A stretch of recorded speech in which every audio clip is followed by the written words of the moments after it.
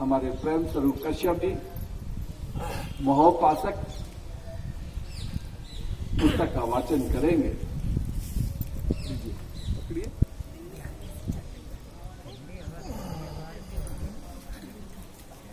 और देखो एक बात है, ठंड की टाइम में अब गर्म पानी पिए करो और कपड़ा वपड़ा ठीक से रहे करो। जैसा कि अभी श्रद्धेय पंते जी द्वारा आपको जीवन की कुछ मूलभूत और धम्म के बारे में, उसकी गहराई के बारे में आपको बताया, तो उसी बात को आगे बढ़ाते हुए श्रद्धेय भिक्खु अमर ज्योति जी जिनके सानिध्य में ये महान ग्रंथ का वाचन इस पावन भूमि पर आरंभ हुआ, उसके लिए उनको त्रिवेद पंचांग प्रणाम करते हुए और आए हुए सभी इस प्रांगण में उपासक उपासिकाओं का सम्मान करते हुए उनको सादर नमो बुद्धाय कहते हुए मैं इस ग्रंथ के चौथे अध्याय को आगे बढ़ाता हूं।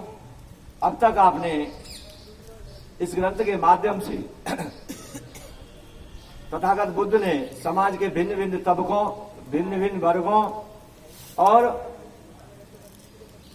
भिन्न समुदायों को अपनी देशना से, अपने मानव कल्याण के संदेशों से सभी को जो है इस कल्याणकारी धर्म के बारे में बताया।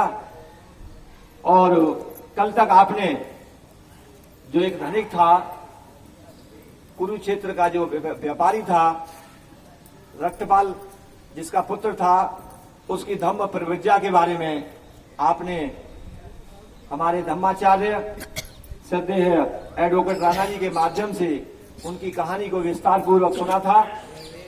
उसी अध्याय से आगे चौथे अध्याय को मैं आप लोगों को आज वृत्तांत सुनाता हूं। यहां पर इस अध्याय का नाम है, जो तथागत बुद्ध की जन्मभूमि है, कपिलवस्तु, और जहां उनके पिताजी राज्य करते थे, शुद्धोधन। जब उन्हें यह मालूम हुआ कि तथागत बुद्ध सारिपुत्र और मोगलायन के साथ में राजगृह में ठहरे हुए हैं, जब उनको ये उनके मंत्रियों के द्वारा ये संदेश प्राप्त हुआ कि तथागत बुद्ध 2 महीने से यहाँ पर ठहरे हुए हैं, तो उनके पिता शुद्धोधन ने यह सुना कि तथागत राजगृह में विराजमान है, तो उन्होंने संदेश भिजवाया तथागत के लिए कि मैं मरने से पूर्व अपने पुत्र को देखना चाहता हूं। दूसरों को उसका उपदेश अमृत पान का लाभ मिला है, किंतु उसके पिता को नहीं, और नहीं उसके संबंधियों को। तथागत बुद्ध के गृह त्याग के बाद में एक लंबा समय तथागत को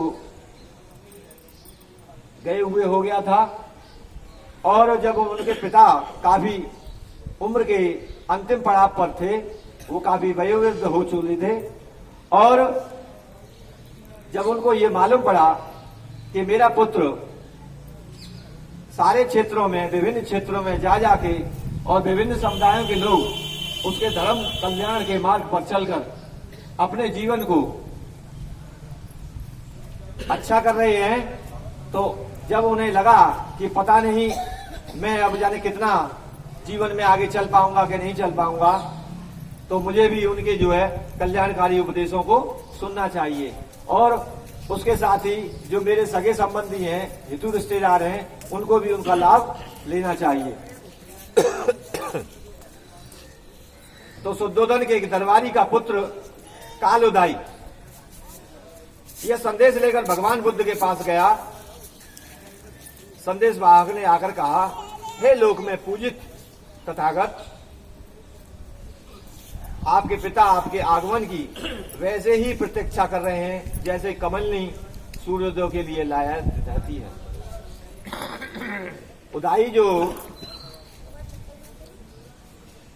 उनके एक मंत्री का पुत्र था, वो शुद्धोधन का संदेश लेकर तथागत बुद्ध के पास में गया और उसने कहा कि जैसे सूर्योदय होने पर कमल के फूल खिल जाते हैं तालाब के अंदर, और आसपास का माहौल अच्छा हो जाता है, उसी तरीके से आपके पिता आपको देखने के लिए लालायत हैं और उनके जीवन का अंतिम समय चल रहा है। उन्होंने ये संदेश भिजवाया है कि आप जो है एक बार उनसे मुलाकात कर लें और उनको भी अपने लोक कल्याण के कल्याणकारी धम्म के बारे में उनको बताएं। तथागत ने पिता की प्रार्थना स्वीकार कर ली और विशाल भिक्षु संघ के साथ पितृगृह की ओर प्रस्थान किया। तथागत बुद्ध ने उनका ये जो संदेश था वो स्वीकार कर लिया और उन्हें संदेश भिजवा दिया कि भाई मैं अपने भिक्षु के संघ के साथ में राजगृह आ रहा हूं। तथागत बुद्ध जगह जगह ठहरते हुए धीरे धीरे आगे बढ़ रहे थे, लेकिन काल उदाई उनसे आगे चलकर पहले पहुंच गया ताकि शुद्धोधन को यह सूचना दे सके कि भगवान बुद्ध आ रहे हैं और मार्ग में ही हैं। शीघ्र ही यह समाचार साक्य जनपद में फैल गया। हर किसी की जुबान पर यही बात थी कि राजकुमार सिद्धार्थ जो बोधि प्राप्त करने के लिए घर से बेघर होकर भ्रमण करते रहे, अब ज्ञान प्राप्त करके वापिस कपिल वस्तु आ रहे हैं। अब भी तथागत बुद्ध को जब बोधि प्राप्त हुई और तथागत बुद्ध बाहर घूम घूम कर देशना दे रहे थे और उनकी कीर्ति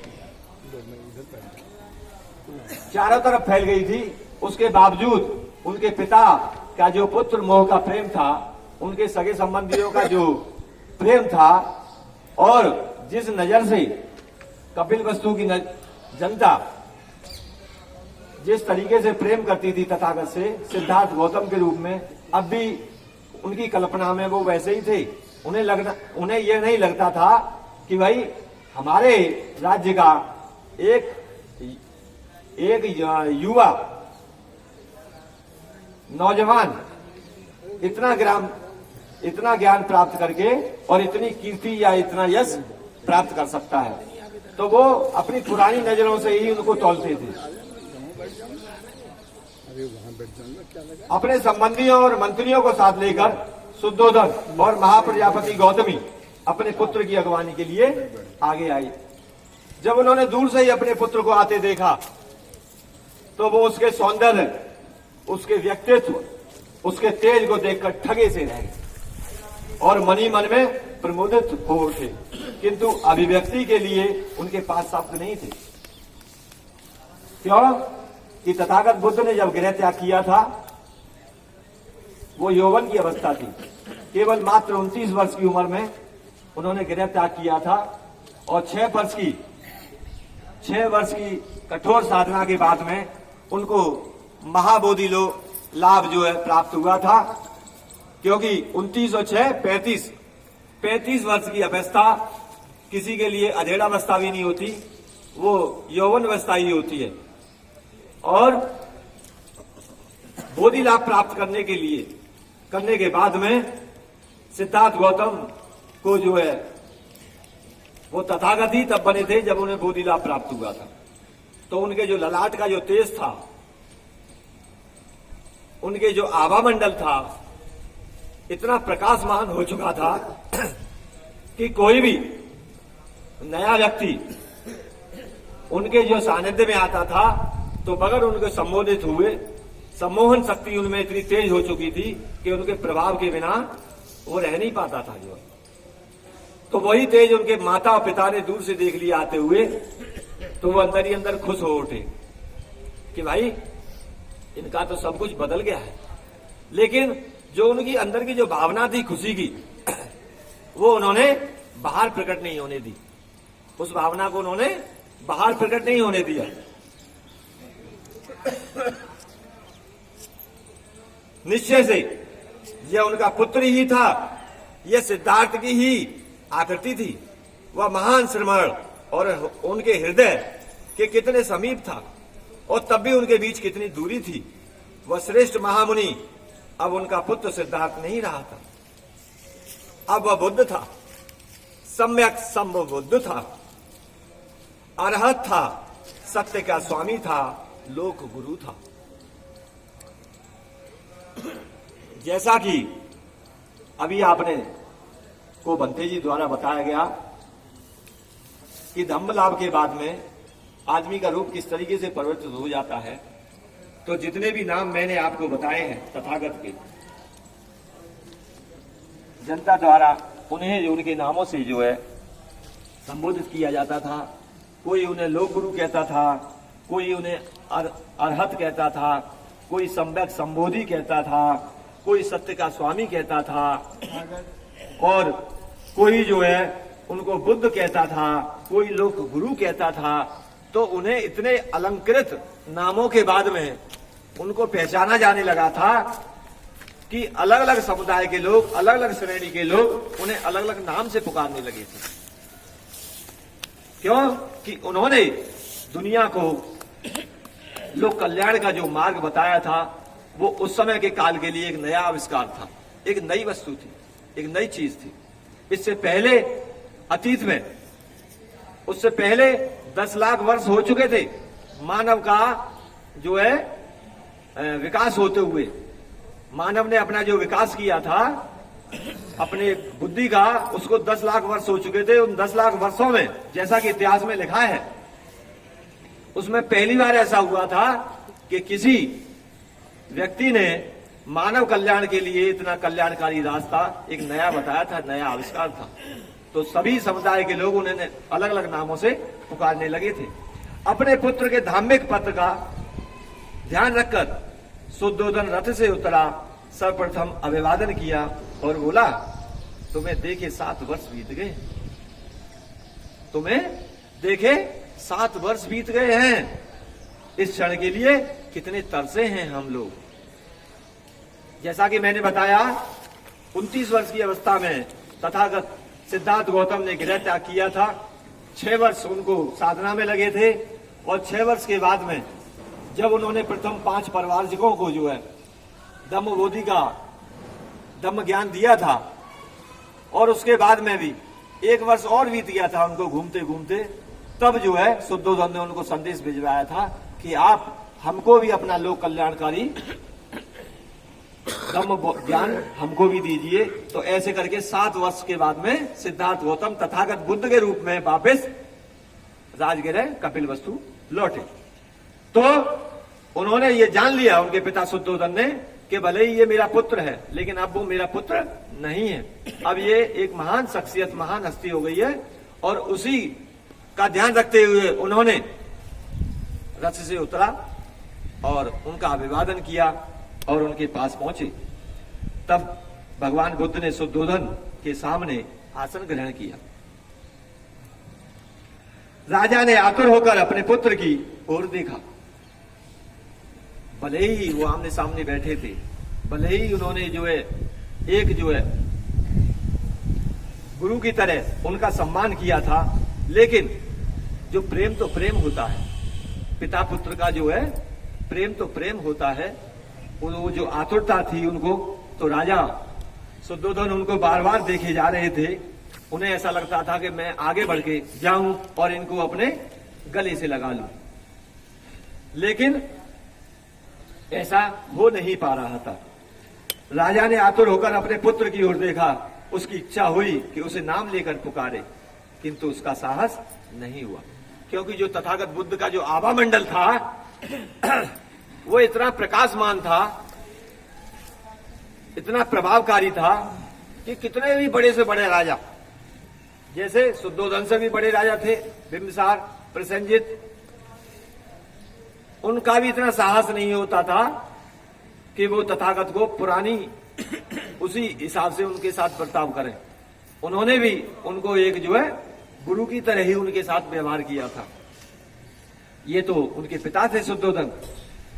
वह मन ही मन बोला, सिद्धार्थ अपने वृद्ध पिता के पास लौट आओ और एक बार फिर उसके पुत्र बन जाओ। ये बात उसने जोर से नहीं बोली है, उनके अंदर से ये भावना उभरी है कि मैं कहूं कि सिद्धार्थ भाई वापस आ जाओ। लेकिन अपने पुत्र की दृढ़ता देखकर उसने अपनी भावनाओं को वश में रखा और शुद्धोधन और महाप्रजापति गौतमी दोनों पर निराशा हावी हो गई। उनका मन ये कहता था बार बार कि दोबारा से ये मेरा पुत्र हमें वापस मिल जाए। उनके मन में ये हिलोल ले रही थी कि कैसे भी करके ये दोबारा से फिर से जो हमारा सिद्धार्थ था वो हो जाए। लेकिन सामने तथागत का आभा मंडल देख के उनका साहस जवाब दे गया और जहां वो जैसे थे अपने मन को निराश भाव से उन्होंने वहीं शांत कर लिया और उनकी हिम्मत नहीं हुई कि आगे बढ़ के वो तथागत से कुछ भी बात कह पाए। इस प्रकार अपने पुत्र के सामने बैठा पिता अपने दुख में सुखी हो रहा था। देखिए कितनी बड़ी बात ये लाइन लगी है कि इस प्रकार अपने पुत्र के सामने बैठा पिता अपने दुख में सुखी हो रहा था। समझते हैं इस लाइन इन शब्दों का मतलब? वो माता पिता दोनों आहत थे। उन्हें ये लगा था कि हमारे इस सिंहासन का उत्तराधिकारी एक साधु बन गया है, एक सन्यासी बन गया है। आज हमारे मरने के बाद में ये सिंहासन खाली हो जाएगा, इसके लिए कोई उत्तराधिकारी नहीं है। और इस बात को लेके बार बार आहत हो रहे थे। लेकिन सामने से जब उन्होंने तथागत का वो आभामंडल देखा प्रकाशमान और लोक कल्याणी मार्ग से लाभान्वित हुए लोगों के बारे में जब उन्होंने सुनते थे तो उन्हें अच्छा भी लगता था कि चलो आज हमें लगता है कि ये सही मार्ग पर है। ये इन्होंने गृह त्याग कर दिया, कोई बात नहीं, लेकिन इन्होंने जो प्राप्त किया है वो अतीत में ऐसा कभी हुआ नहीं था। तो इसी बात को लेके वो दुखी होने के बावजूद भी सुखी महसूस कर रहे थे और अपने सुख में दुखी। उसे अपने पुत्र पर गर्व था, किंतु वह गर्व टूट गया जब उसे ध्यान आया कि उसका महान पुत्र कभी उसका उत्तराधिकारी नहीं बनेगा। जब कुछ ये सोच रहे थे तो बार बार उन्हें वही बात आहत कर रही थी, वो सारी की सारी बात है। लेकिन उनका ये भ्रम अब टूट चुका था कि भाई हमारा ये महान पुत्र कभी भी इस सिंहासन का उत्तराधिकारी नहीं बन सकेगा। मैं तुम्हें अपना राज्य दूंगा, उसने कहा, किंतु यदि मैंने ऐसा किया तो तुम उसे मिट्टी के समान ही समझोगे। फिर वही बात आ गई। राजा कहते हैं कि आज मैं आपसे आह्वान करूं कि भाई ये राज ले लो, लेकिन तुम्हारे लिए तो ये मिट्टी के समान है और तुम इसे टुकरा दोगे। तथागत ने सांत्वना दी, मैं जानता हूं राजन, तुम्हारा हृदय प्रेम से गदगद है। मैं जानता हूं राजन, वो अपने पिता से बोले कि मैं जानता हूं राजन, तुम्हारा हृदय प्रेम से भरा हुआ है। तुम्हें अपने पुत्र के वियोग का बहुत दुख है, लेकिन प्रेम के जो बंधन तुम्हें अपने पुत्र से बांधे हुए हैं, जो तुम्हें छोड़कर चला गया, उसी करुणा के साथ तुम अपने सारे मानव बंधुओं को गले से लगा लो। देखिए इस लाइन को दोबारा से रिपीट कर रहा हूं कि बेटा बना दो। हाँ, कि तुम्हें अपने पुत्र के वियोग का बहुत दुख है, लेकिन प्रेम के जो बंधन तुम्हें अपने पुत्र से बांधे हुए हैं, जो तुम्हें छोड़कर चला गया, उसी करुणा के साथ तुम अपने सारे मानव बंधुओं को गले से लगा लो। तब तुम अपने पुत्र सिद्धार्थ के स्थान पर उससे भी बड़े पुत्र को प्राप्त करोगे। तुम्हें मिलेगा वह जो सत्य का शिक्षक है, तुम्हें मिलेगा वह जो पवित्रता का उपदेशक है, और तुम्हें मिलेगा जो ऐसी शांति और निर्वाण का लाने वाला है जो तुम्हारे हृदय में प्रवेश करेगा। कहने का मतलब उन्होंने कहा कि तुम्हारा तो एक पुत्र है जिसके प्रति तुम इतने लालायित हो रहे हो, तुम्हारे दिल में हृदय में इतना प्रेम भरा हुआ है, लेकिन उसी भावना से, जिस भावना से तुम मुझे चाहते हो, उसी भावना से अगर तुम अपने मानव बंधुओं को, अपने राज्य के अन्य बंधुओं को अगर उसी हिसाब से प्रेम करोगे, उतना ही प्रेम करोगे, तो तुम्हारे मन में जो गिलानी है, तुम्हारे मन जो आहत है मेरे पुत्र वियोग का, वो दूर हो जाएगा और तुम्हारे मन में शांति और निर्वाण का लाभ मिलेगा। उससे जो है जितना प्रेम तुम मुझसे करते हो उतना प्रेम और लोगों से भी करना शुरू कर दो। जब शुद्धोधन ने अपने पुत्र बुद्ध के ये मधुर वचन सुने तो वह प्रसन्नता के मारे कांपने लगा। इसकी तो उन्होंने कल्पना ही नहीं की थी। और तथागत बुद्ध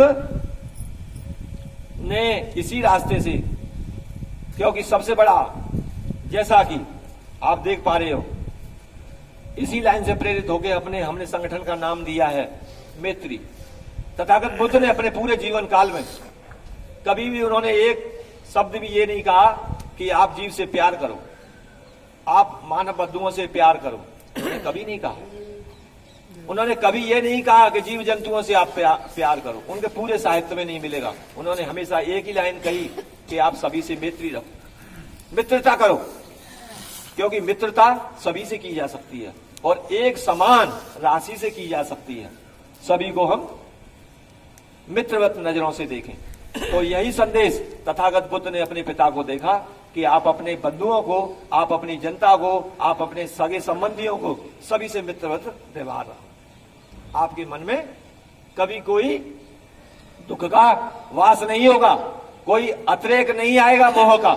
जहां मित्र होता है वहां मोह नहीं होता। वह हाथ जोड़कर और आंखों में आंसू भरकर बोला, अद्भुत परिवर्तन है, दुखी हृदय शांत हो गया है।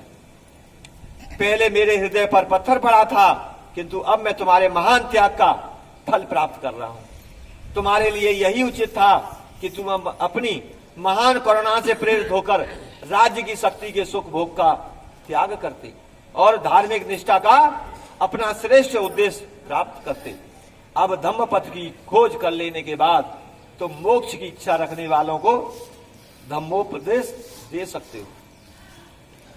शुद्धोधन कह रहे हैं कि भाई मेरे मन पर पहले धूल पड़ी थी, मेरे हृदय पे पहले पत्थर का हो गया था, लेकिन आपकी बातों को सुनकर मेरा मन पिघल गया है। अब मुझे मालूम पड़ गया है कि सही रास्ता कौन सा है और मेरा पुत्र किस रास्ते पर पहुंच गया है। भिक्षु संघ सहित भगवान बुद्ध उस उद्यान में ही विराजमान रहे, जबकि शुद्धोधन वापिस घर लौट आए। ये वार्ता जो हो रही है उनकी, एक बाहर जो है एक बगीचे में था जो कि राजगृह के अंदर ही था और उसी राजधानी के अंदर आता था, कपिलवस्तु के अंदर। ये वार्ता वहीं हो रही है। तो तथागत बुद्ध वहीं ठहरे हुए थे और इन बातों को सुनने के बाद शुद्धोधन वापिस अपने महल में चले गए। अगले दिन तथागत ने भिक्षा पात्र लिया और कपिलवस्तु में भिक्षाटन के लिए निकल पड़े। यह समाचार सुनकर यह समाचार तुरंत फैल गया कि जिस नगर में कभी सिद्धार्थ रथ में बैठे अपने सेवकों के साथ सवारी के लिए निकलते थे,